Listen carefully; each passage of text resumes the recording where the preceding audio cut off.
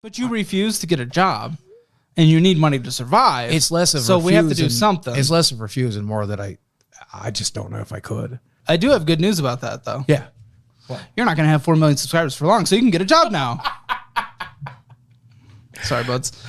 I mean, that's not something I would actually ever say, you know. Merch. People aren't really buying your merch. Yeah. I mean, I don't know. I'd take $20 free a month, you know, for selling the product. I get it as well, but when I start seeing people on this show, especially business people, who are just so scattered in different pots, and little's coming in here, so it's not adding up to much. Instead of, again, this is what I was going to start bringing up with Twitch. Like you say, oh, I'm not really on there much, and you know, things have been consequences from what I've said, and then I'm feeling anxious about it. Then I'm just like, okay, we're done with Twitch. Who even gives? Focus all in what we know can be the revenue builder all time. Which continues to be YouTube ads. Yes, it does. This is absolutely the biggest number that we have seen here so far. Now, would I be able to, they're not going to be able to see it, but would I be able to see the studio app? Yeah, sure. Yeah. I think I showed you a screenshot.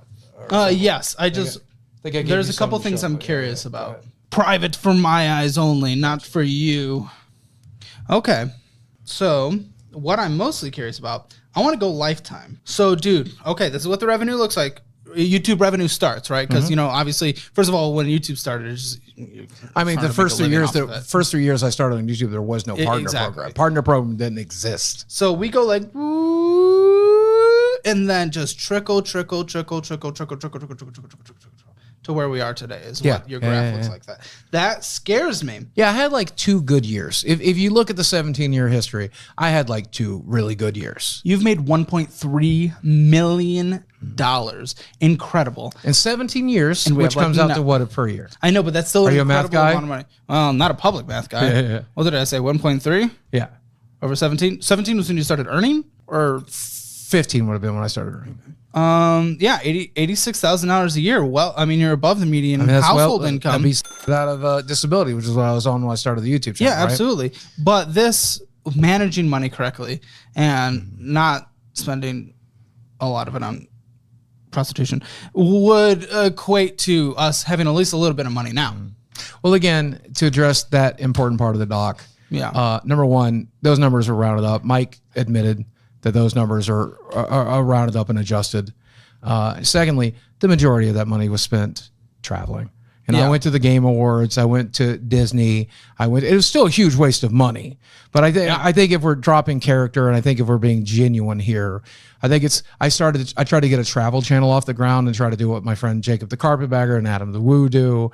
And I thought people would watch me go to Disneyland, right? I'm a big fat weird guy trying to do this, do that. Turns out they did not want to watch me do that. So if you contributed of the, 80 whatever that you're making on a monthly basis, 20% on a monthly basis, which is like just very basic recommended, contributing to just the standard stock market, 8% return, being a little more conservative there from beginning to end, up years, down years, all combined 8%. Sure. Over the course of the 15 years, $17,000 a year would equate to almost $500,000. Now, obviously we continue and just let that continue to compound and hopefully throwing more things in there, we could have gotten you to a point where, mid-60s retirement. What scares me now, I'm not going to talk about the age thing, like whatever. This is financial. Well, man, I'm not making it to mid-60s. Let's just be honest. Oh, well, that's what I want to talk about. Yeah. I'm not talking about the, I know a lot of people want to, okay. This is financial audit, not dating audit. So she's going to live longer than you. Sure. You guys might get married, maybe. Sure, probably. What do we do when you're no longer here and you've left nothing to a widow? Well, my process has always been, when I met her, without getting into her personal history too much, because it's not necessarily the place for it, but when I met her, she was struggling with severe social anxiety. She was struggling with just getting her life together. When I met her, I was talking to my friend Michael, kid behind the camera, and his plan was just be the person you needed when you were in that position. Because that's who I was when I was her age. When I was 20 years old, just like her, I couldn't function in the world. I played EverQuest and World of Warcraft and built terrible websites and made a barely passable income. What does this have to do with you leaving or anything? Well, hold on, I'm getting to that. Okay. If I left her destitute, my plan is to still leave her better off than she was. Okay. Right? Well, like get her sure. out into the world, get her the experience she needs, get her working when she's ready. But if we're Get her responsible with money, you education when actually she's leave ready. her a nest egg instead of just, putting Right. life I'm just now. Saying, I'm just saying right now, that's a conversation her and I have had. And like that's a very real possibility. And she's chosen to stay with me because she's not in it for the money. Right? She's in it for the life experience. She's in it for the love. She's in it for the companionship. She's in it to become a better and stronger person. But as a I'm helping her do partnership, that. caring about the other partner, you want to, instead of putting now with instant gratification, we want to leave. Well, that's something. why I'm here. Yeah. Right? That's why I'm sitting down with you today. No, absolutely. Because I'm hoping you can help me create a financial plan that can. That's why I don't move call us it in out that immediately, direction. so you don't do that. Yeah. Okay, so you have a mortgage. We have a This is your biggest equity position. What do we think the house is worth today? Zillow tells me 480. One of the houses in the neighborhood just sold for a little over $5 million. It's the same size, or sorry, $500,000, 500,000. And it's the same size as mine. It's literally across the street, and it just sold.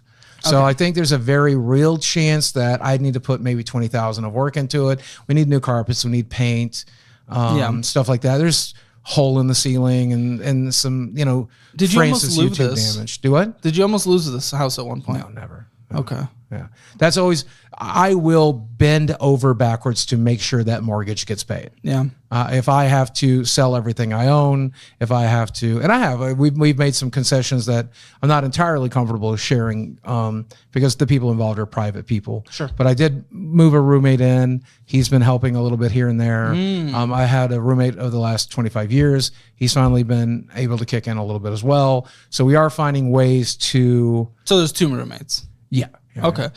What was the purchase price of this house? The original purchase price $275, and then I refinanced in 2018 because of my divorce. So the loan in 2018 became $200,000 because I put more money down because I had money to put down. So I got it down to $207. And we're at 4.3%. What are we going to refinance? You're going to get hit to 8% if you refinance. The plan would be to try to bring the initial monthly payment down. But I really don't want to have to ever do that because we're 5 years into a 15 years. So we've paid so much principal off. Wow, you did 15-year. Yeah, I was making good money at the time, so why not do 15 years? But now we're from 2018 to now, we're 5 years into a 15-year. Now, I'm no math wizard, and you are the math wizard, but that means I paid a good amount of principal off, right? I'm earning a very solid amount of equity by staying in that house, right? Well, you definitely pay more interest up front, but yes, 5-year into 15-year, you're definitely starting to see more benefit. Right. Absolutely. I love the rate though. Yeah, the rate though, couldn't get a better rate, right? We would with my credit, I could not have gotten a better rate at the time. But I mean, the reality of it is moving out of that house and trying to stay in Northwest Arkansas near my medical professionals where I need to stay. You have to stay there. Yeah, it's a very stupid idea. There is very little in the area. I might be able to get an apartment for $900 a month. I might be able to get a duplex for $1,300 a month, but paying $2,100 in and then having some of that being brought in by roommates, I'm paying as much to live in this house and build equity as I would be giving it all to a landlord instead. If anything, of course, I don't have the full financial history of the last few years, but if anything that I know just from internet, this was the good choice.